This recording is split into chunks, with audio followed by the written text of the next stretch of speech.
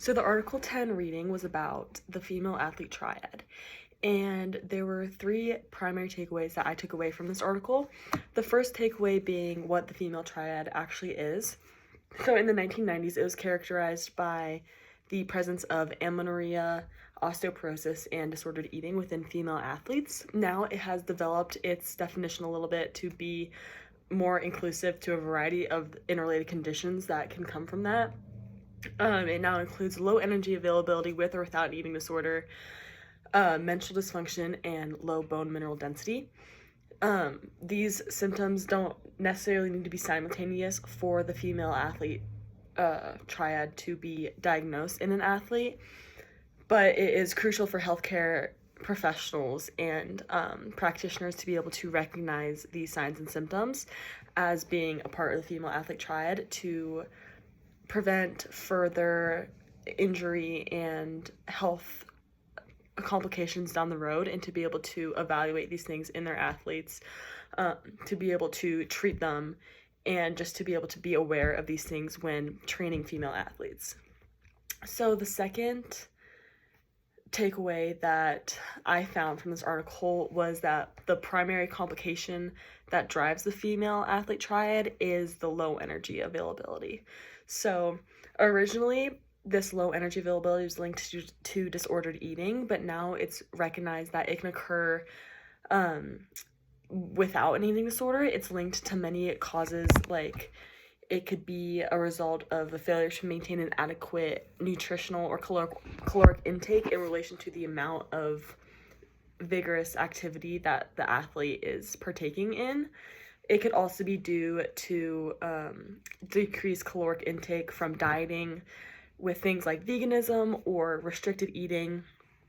It could also be from the use of laxatives or stimulants, and it can also be from clinically diagnosed eating disorders, but there's not necessarily, it doesn't necessarily have to be from a clinically diagnosed eating disorder.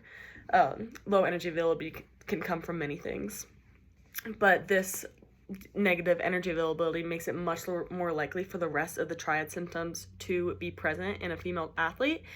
It can lead to decreased gonadotropin releasing hormone, which can lead to a hypoestrogenic state for the athlete, which can lead to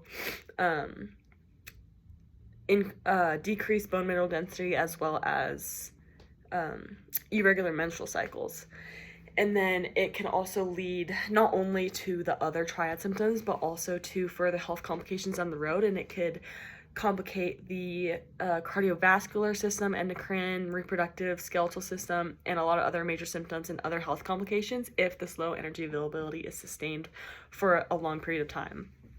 And then my third primary takeaway was that unfortunately so many people are so unaware of what the female athlete triad is. So the research shows that the knowledge of the triad by primary care physicians, coaches, and athletes themselves is very low. So the prevalence of the triad is very much likely underestimated because of the lack of knowledge and the lack of symptoms being reported by athletes themselves.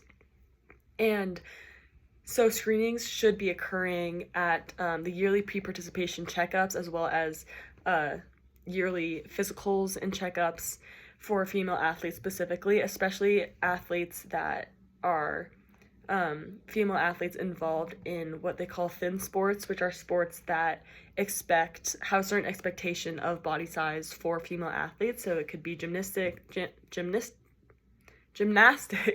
or running, just those sports, or cheerleading, those sports where it is expected for the females to be thin.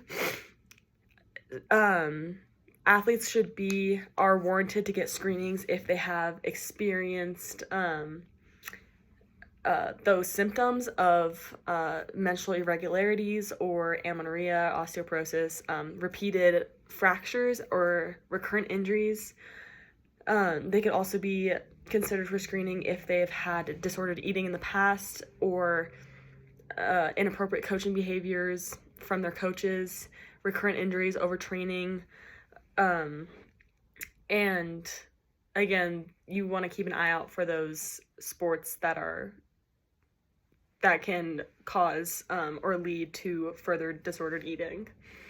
So then you must, in order to manage and treat this low energy availability that leads to all the other complications, you have to find the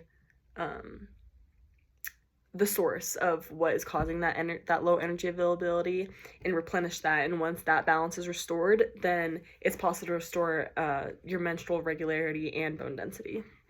So applying this to my future career, I am working towards a career in strength conditioning and coaching. And that being said, I'm going to be encountering a lot of different athletes, especially female athletes. And I think it's really important for myself to be educated on this topic and of the complications that come with it and the symptoms to look for when encountering all these athletes, because a lot of people, as the research shows, are so uneducated on this. And so keeping an eye out and being able to identify this triad will be really helpful for helping athletes, and also for being able to teach my fellow colleagues and then teach the athletes themselves on what to look out for and what to maybe consider the symptoms that they may be having that may be cause for screening to see if they may have the female athlete triad. That way they can be aware of what it is and what it does, what it leads to, and if they warrant screening. And then they can contact their medical professional and get that taken care of. Thank you.